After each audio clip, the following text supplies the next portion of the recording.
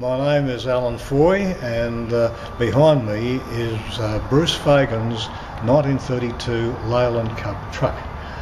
This truck was found at Canowindra in a very poor state, and we have brought it back, and it's been restored back to the original condition over a period of something like 12 years.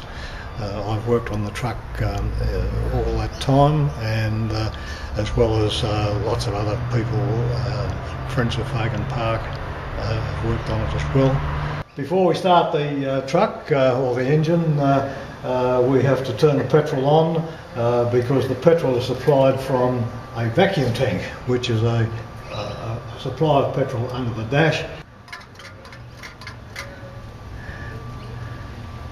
That's to make sure we've got petrol in the carburetor, and the engine's a 6-cylinder side valve,